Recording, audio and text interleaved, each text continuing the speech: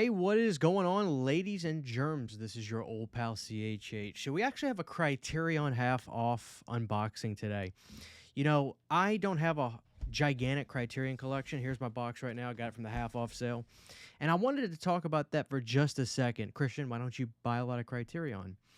I kind of know the answer and I kind of don't know the answer. Here's, I think, what it is. You know, when I think of Criterion, I think of kind of like that Sundance Film Festival movie, kind of like kind of the smaller indie stuff that, you know, I wouldn't call it highbrow, but there's a lot of stuff that it would never hit my radar, that sort of thing, and a lot of titles I quite frankly haven't heard of, and that's not a knock. That's just, I guess, just kind of matter of fact.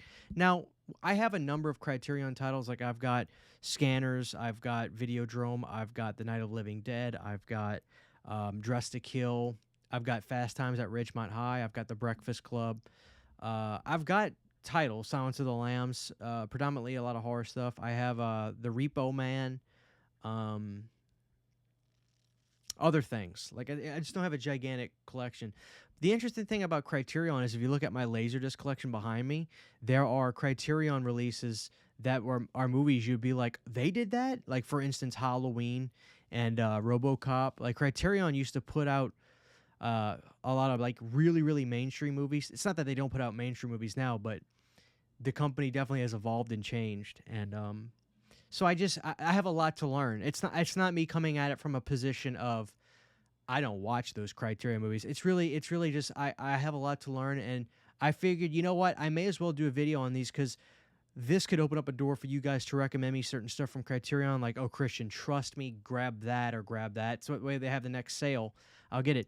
Now, the one thing I want to add before I show my box, I won't blabber too long, but I want to say this.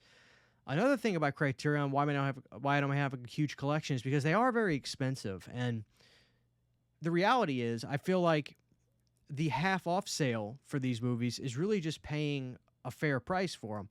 I think the cheapest I paid for any of these was still $19.95, which means that the regular price for these are like $40. Now, I know Criterion has nice releases, so that's not my gripe with the quality, but they are expensive. You know, they are expensive. So with that being said, let's get going. Some of these movies I've seen, some of these movies I have not seen, and some of these movies I have specific reasons why I got them. So first things first out of the box, I've got Twin Peaks Fire Walk with Me. Now, I've heard that they're supposed to be doing a 4K of this, hopefully soon one day, but honestly, I don't think I want to get this on 4K. This is a 4K scan Blu-ray anyway, a restored 4K digital transfer with 7.1 master audio. Wow. The reason I got this is because I am a big Twin Peaks fan. I loved Season 3. Why am I a Twin Peaks fan? Christian, that seems a little out of the ordinary for you, maybe. You might be thinking that. The answer is my wife. My wife loves David Lynch. So I got hooked on the show, and then I became a big Angelo Badalamenti fan, the music guy. Rest in peace. We just lost him a couple years ago.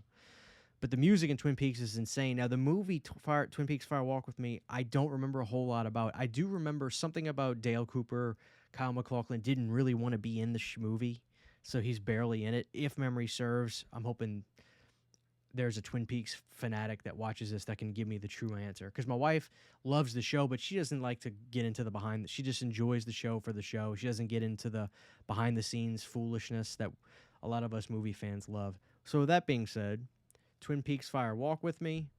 This is the Criterion Blu-ray release, and I dig that a lot.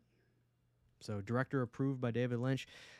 It's crazy, like David Lynch, most of his catalog is on Criterion, with the exception of a few titles like Dune, which I think he hated that Arrow release. I think he stopped the making of documentary that they were going to have.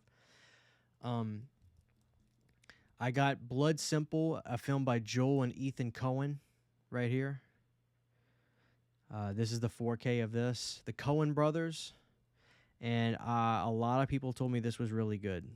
So what I did was I went on YouTube and Instagram and I said, hey, the half off sale's going on right now, guys. You guys should tell me what I should grab, and I'll grab it. So that's what that was all about. So, yeah, Blood Simple. This is from, what year did this come out? There was a year. I saw the year. I forget the year, guys. 2013? Joel and Ethan Coen's career-long, darkly comic road trip through Misfit America begins with razor-sharp, hard-boiled neo-noir set somewhere in Texas where a sleazy bar owner releases a torrent of violence with one murderous thought. Actor M. Elliott Walsh looms over the proceedings as a slowly private eye.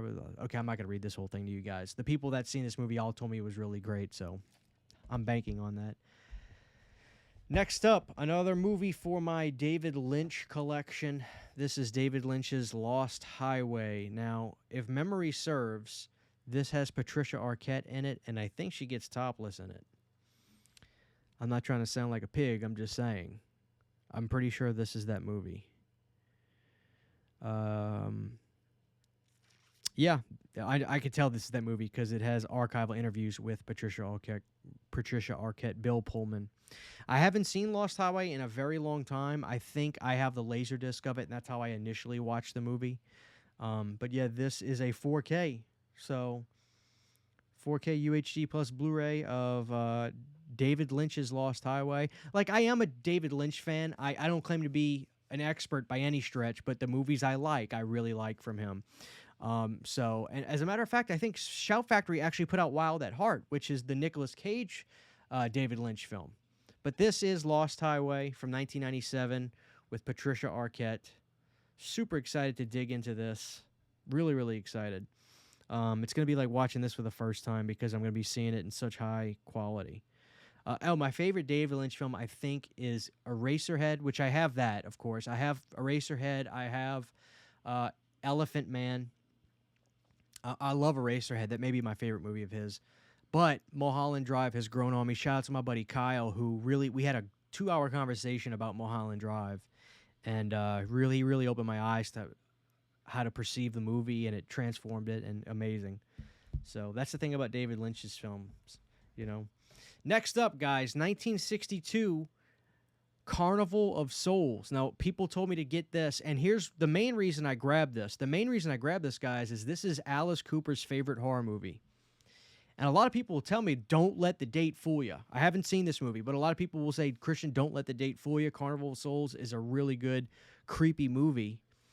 A young woman in a small Kansas town survives a drag race accident, then agrees to take a job as a church organist in Salt Lake City. En route, she is haunted by a bizarre apparition that compels her toward an abandoned lakeside pavilion. Made by industrial filmmakers on a small budget, the eerily effective B-movie classic Carnival of Souls was intended to have the look of a Bergman and the feel of a Cocteau. I don't know what that means. And it is strikingly used locations and spooky organ score succeeds. Herc Harvey's macabre masterpiece gained a cult following on a late-night television and continues to inspire filmmakers today. So there it is, guys, Carnival of Souls. I am so excited to dig into this for my boy Alice Cooper. If it's good enough for Alice, it is good enough for me. So, yeah, definitely going to jump into that really quick. Next up, guys, this I was really excited about. We've got David Cronenberg's The Brood. Look at The Brood, man. That is great. Now, I have seen The Brood. I have a DVD of it. I forgot who put the DVD out. I don't know if it was Anchor Bay or whatever. I have an old out-of-print DVD, if memory serves, because I may not be out of print, but I know I have it on DVD.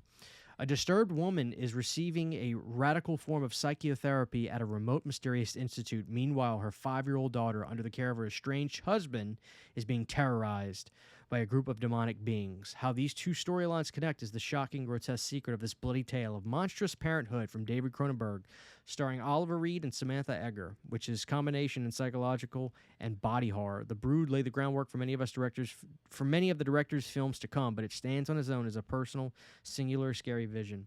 Yeah, there is a more not uniformity, but there's more of like a through line in the earlier David Cronenberg stuff. You know, when you get past, I don't know, maybe The Fly, after The Fly or something, Cronenberg starts to get weirder and weirder and weirder, and his stuff gets less linear. And if you look at Crimes of the Future, it is a whacked-out, bizarro film. Now, I like Crimes of the Future, and I didn't like it the first time, and everybody that were like Cronenberg fanatics were like, just watch it again, just watch it again. And his stuff does have to kind of mull you over for a while.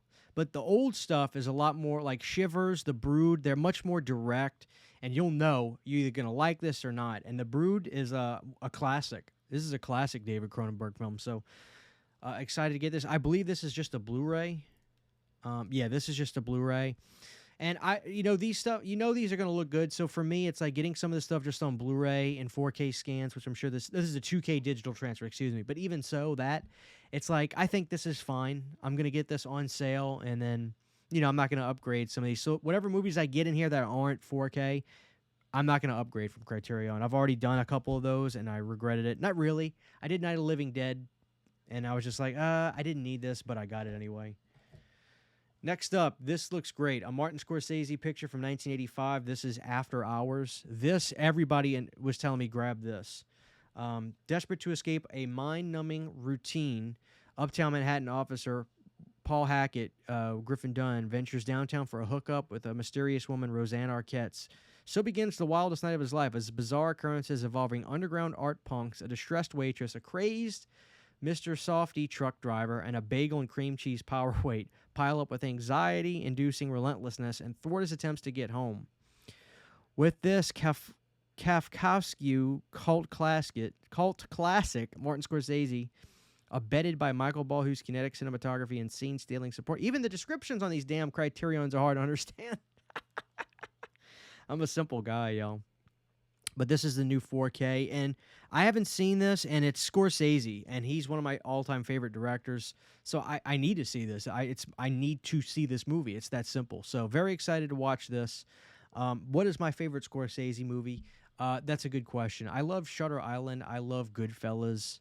I love Casino. It's probably Casino, but I also love the De Niro thriller from '90, Cape Fear. He's one of my favorite directors. He's the only guy that can get, and The Irishman, I'm obsessed with The Irishman. I really love The Irishman, but he's one of the only directors that can get away with long movies, and I'm assuming this is going to be longish, but I'd never seen this, After Hours, so I'm excited to check this out. And last but certainly not least, oh yeah, I was super excited about this. I got this for the main movie, which is named at the top, which is Freaks, but it also comes with The Unknown and the Mystic. No, that's just the taglines, I think. Isn't this a couple movies it comes with? Okay, no. These are separate movies. I thought it was just a tagline for it. I was confused for a second. Yeah, so it comes with Freaks, The Unknown, and The Mystic. I don't know anything about The Unknown or The Mystic, but I love Freaks. I have the Laserdisc of Freaks that I watched, which was a nice release. It was actually, at the time, the Laserdisc I had of Freaks was the nicest release of the movie at that point. It was actually like a jaw-droppingly good release at that time for this movie. But this is going to be interesting. Freaks actually creeps me out. And the fact that it's really old, too, I think it was 32, actually aids in the film being creepier. I want to say it's 32. It's old. It's very, very old. But I remember this got released not too long ago, maybe sometime late quarter last year. It might have been October, or early quarter of the last one last year, maybe September, October. So I was very excited about this. And then I didn't get it because I think it was just pretty expensive at the time, and so when they had a half-off sale, I jumped right on it. So yeah, that was my half-off sale. Thanks everybody that gave me suggestions. I got a lot of the ones you guys said. So to review, we've got Freaks, we've got After Hours, Martin Scorsese, we've got David Cronenberg's The Brood, 2K digital transfer. So that's probably going to look pretty good, but not jaw-droppingly great. But better than what I have for it, that's for sure. Carnival Souls, Alice Cooper's favorite horror movie, which is really cool. David Lynch's Lost Highway. I'm so excited to revisit this. They have such a relationship with him. Blood Simple, the Coens. And, of course, we've got Twin Peaks Fire Walk with Me, the Twin Peaks movie. I think it's a prequel movie, if memory serves. I've still got a lot to learn on Twin Peaks, but I just remember when I watched Season 3, I loved it. So there it is, guys. Like I said, I'm not the biggest Criterion person. I am not the guy to give Criterion recommendations. I can tell you what I have, and I can tell you if I like it a lot, but that's about it. So I've never claimed to be the Criterion expert either. But you know what? I would like to get more because they are a really nice label. It's funny when I talk to some of the people that buy a lot of Criterions, the joke is the half-off sale means the only time to buy them at a reasonable price. So Because like I said, the retail price of these were all like 24 bucks, which makes me realize, okay, if that was half off, they were really like in the 40s and 50s for some of these. So really, when they say the half off sale, that means, hey, a reasonable price to buy these. So, but I guess you could kind of say that for other labels too. So I don't want to just pick on Criterion. But there it is, guys. If you have recommendations for me, I want to learn. I'm here to learn. So drop them down below, guys. But this is your old pal CHH. Thank you guys for watching this video, and I'm about to go watch Firewalk with me. Take care. Huge giant thank you to all of my Patreon supporters. Without you guys, this would not be possible. To get behind the scenes photos, videos, music, private live streams, and much more, you can subscribe to my Patreon for as little as $1 a month. Thank you to my patrons.